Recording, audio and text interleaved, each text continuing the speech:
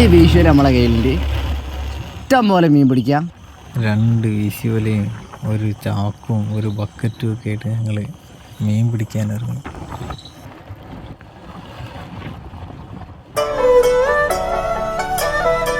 മീൻ പിടിക്കാൻ പറ്റിയ സ്ഥലം.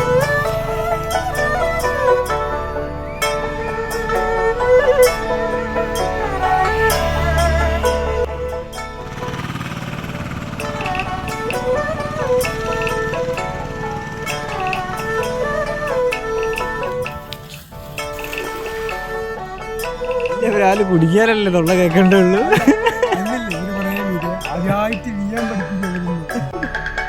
വലിയൊരാളും കുടി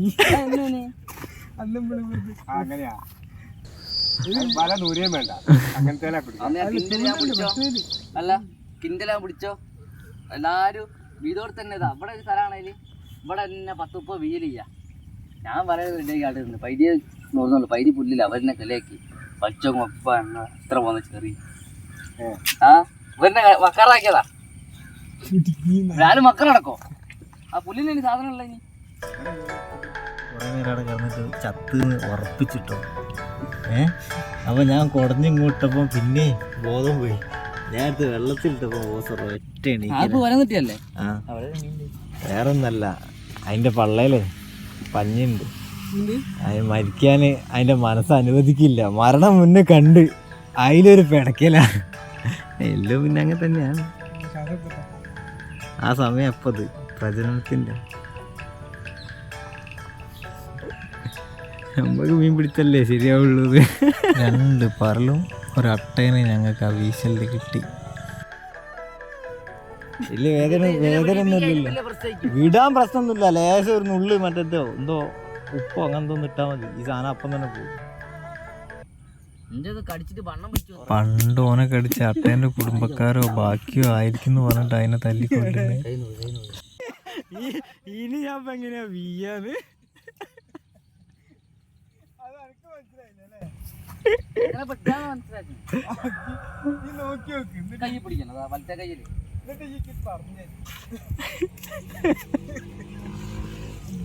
ആ വല നന്നായി കൊടുക്കണം. അട്ട ചത്തിയില്ല.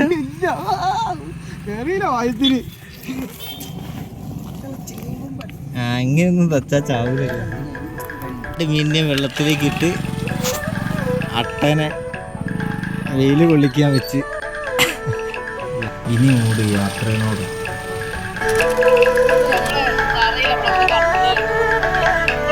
പിന്നെ ബ്രേക്കില്ലാത്ത വണ്ടിയും കൊണ്ട് ഒരു അഡ്വഞ്ചർ റൈഡ് അടുത്ത സ്ഥലത്തേക്ക്.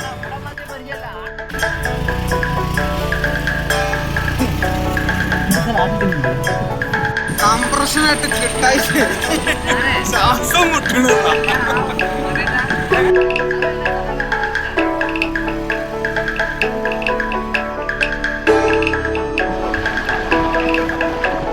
പോണ പോക്കിലാണ് വെള്ള ബോർഡിൽ കറുപ്പ് നിറത്തോണ്ട് എഴുതിയ ആ ബോർഡ് നേരെ മുന്നിൽ വെച്ചിട്ട് വയ്യ കൂടി ഞങ്ങൾ കയറി. എന്നിട്ടോ ഉള്ളിൽ തന്നെ കയറി കുത്തിരിക്കുകയും ചെയ്യും. രാവിലത്തെ മധുരക്കല്ല്, അതും പന എമ്മാതിരി മധുര. 2 ഗ്ലാസ് വാങ്ങി 3 എണ്ണത്തിൽ വെച്ചിട്ട് ഇത് ലാഭമാണല്ലോ എന്ന് ചോദിച്ചോനെ. പിന്നെ വലവീശലൊക്കെ കണക്കന്നെ. ബക്കറ്റ് നിറയെ മീനും കണക്കാണ്. നല്ലോണം നീന്തി ആ വെള്ളത്തിൽ.